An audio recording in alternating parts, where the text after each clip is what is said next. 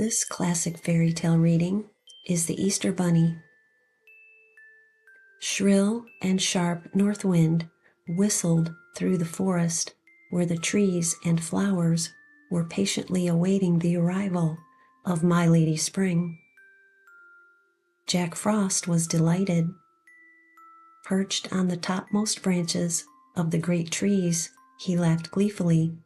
Surely old Father Winter has forgotten that April is almost here, he said, and I will not remind him. They say My Lady Spring, who is waiting in Wild Flower Hollow, is growing most impatient. And so am I, whispered Mother Maple to her neighbor, Dame Oak. I've told my babies many pleasant stories about My Lady Spring and her companion, Merry Sunshine. I'm afraid I won't be able to keep them in their dark cradles much longer. Try to cradle them a few more days, said Dame Oak. You remember what trouble that fellow Jack Frost made last year. So long as he is here, he insists on playing with all the babies of the forest. I do wish Lady Spring would come and tell him to go away. He'll never, as long as his bold brother North Wind is here, sighed Silver Beach. Don't worry, said Dame Oak. I feel sure we won't have to wait much longer. I saw Merry Sunshine dancing near the edge of the forest yesterday. I feel quite hopeful. How happy I will be to hear Thrush's song again, said Silver Beach. And the happy children's voices. They haven't been to the forest since nutting season, said Dame Oak. I'm sure they are longing to come again. For some time Lady Spring had been waiting in Wild Flower Hollow near the edge of the forest. Only a few days ago the children had come there to gather flowers. Not a bird or a blossom anywhere. See how brown and bare that bank is, said one. And Easter is almost here. I wonder why Lady Spring is so late, said another. Maybe she has forgotten us, said a tiny companion. I am very disappointed. Last year, at this time, that bank was blue with violets. Come, let us go home. And away ran the children. I will wait no longer, said Lady Spring. Come, Merry Sunshine. Away danced Merry Sunshine, and Lady Spring followed in trailing robes of green and white. Waving her silver wand over the bank of Wild Flower Hollow, she whispered, Ready, violets. Come, starry bluette. My sweet anemone, come out. Brave arbutus, I see you were expecting me. Did you think I was never coming, my dainty spring beauty? How graceful Lady Spring looked, waving her magic wand here and there through the forest. Wherever she stopped and touched the brown earth, fresh grass appeared. When she tapped the great tree trunks, the bare branches above instantly veiled themselves in tender green. Sing, Merry Sunshine, dance, and sing, Lady Spring called to her companion. Merry Sunshine sang a beautiful song. It rang sweetly through forest and echoed far away over the hills to the south, where the birds were waiting patiently for the call. How gladly they came. Bluebird and bobolink, cardinal and chickadee, blackbird and thrush and wren, all the forest birds answered Merry Sunshine's song of spring. At last my work is done, said Lady Spring joyously. "When are the children coming?" asked Dame Oak. "I will send them a message that I have arrived. Robin Redbreast, will you take a message of spring to the children? I'm sure they will want to see the lovely blossoms and hear the sweet birds' songs." "Lady Spring," said Robin, "I'm afraid I can't go today.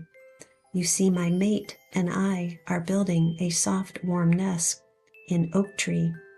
We are very late this year." "I wonder where I can find another messenger," said Lady Spring. "I think Red Fox would go for you," answered Robin Redbreast. "See, he comes now." "Will you take word to the children that I have come, Reynard?" asked Lady Spring. "Oh, I would be happy to go, but the people think I came to steal their chickens. I believe Black Bear would be a better messenger than any of us. I'll run and ask him to go." But Reynard brought back the answer that Black Bear was afraid he would frighten the children too much. "Who will be my messenger?" sighed Lady Spring. Robin cocked his head on one side and looked very thoughtful. Then he said, "I believe Bunny Rabbit can go. I saw him hop past but a moment ago. I'll call him."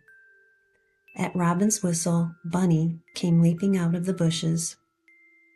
"Bunny Rabbit, I want you to take a message to the children in the city. Please go and tell them spring has come." "A message to the city, Lady Spring," exclaimed Bunny, raising his ears upright. "Please ask me to do anything but that. The dogs might catch me. They bark so fiercely, and naughty boys might chase me. I'm sure I would never come back." Bunny dropped his voice and looked quickly about in all directions. Lady Spring was puzzled. "Bunny," said Robin, "would you go at night? You know the dogs and boys go to sleep then, and you can hop so softly that I'm sure they would not hear you. Besides, your ears are very sharp." "Well, perhaps I could go at midnight," said Bunny thoughtfully. "But how could I take a message to the children without waking them?" "Oh, I can manage that," said Lady Spring. "Meet me in Wild Flower Hollow a little before 12 o'clock. Then I will tell you my plan." "I will be there," said Bunny. Lady Spring made a beautiful basket out of twigs and leaves and grasses. She lined it with the softest moss. Around the top she placed a garland of wildflowers. And when the birds knew that she was sending a message to the children, each one wanted to help her. So they sent lovely little eggs of all colors, greenish blue, brown, white, and spotted. How beautiful they looked lying on the bed of moss and flowers. A little before midnight, Bunny came to Wild Flower Hollow. "I am ready," said Lady Spring. "See, Bunny, here is a basket. Be careful with these precious eggs. When you come to a house where a little child lives, take out a bit of moss and form it into a wee nest like this," said Lady Spring, weaving quickly a moss nest. "Then put into each a wildflower and an egg. Leave an egg for each child in the house." "Yes, I understand, Lady Spring," said Bunny. "How pretty the nest is," and off he hopped. On Easter morning, Merry Sunshine wakened the children early. "I found this little moss nest on the doorstep," cried one of them. "There is a wildflower and 3 colored eggs in it. How beautiful!" "An egg for each of us," said another. "I wonder what it means." I know," said Little Brother. "There are bunny tracks on the path." He must have brought the nest to us. Perhaps he came to tell us spring is here." "Of course he did," cried the children, clapping their tiny hands in glee. Bunny was spring's messenger. Away to the woods ran the children, crying out, "Spring is here! Spring is here! Bunny Rabbit brought us the message."